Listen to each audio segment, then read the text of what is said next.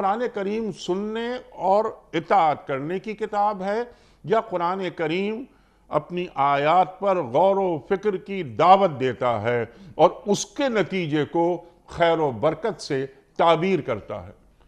بے شک آپ نے درست فرمایا. اسی لیے میں عرض کر رہا ہوں کہ یہ جو اگلے دو الفاظ ہیں یہ بہت غور طلب ہیں. آپ ایک بات ارشاد فرما رہے تھے کہ اصحاب عقل و دانش کیا وہی قرآن کریم میں غور کریں گے؟ قرآن نے اس کے الٹ بات کی ہے. قرآن نے کہا ہے کہ اصل میں صاحبان عقل و دانش ہیں ہی وہ جو قرآن کریم میں غور کریں گے. افمن یعلم انما انزل الیک من ربک الحق کمن هو اعمی انما یتذکر اولو الالباب.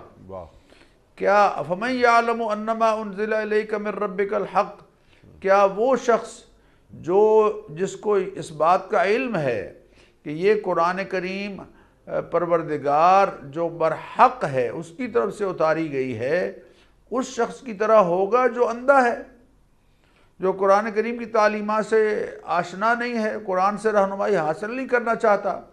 قرآن کریم کی آیات اس کے سامنے آتی ہیں تو تکبر اور غرور سے واللہ مدبرن رخ پھیر لیتا ہے. کمن هو اعمی انما یتذکر اولو الالباب. قرآن سے تو نصیحت حاصل کرنے والے اصحاب عقل و دانش ہیں.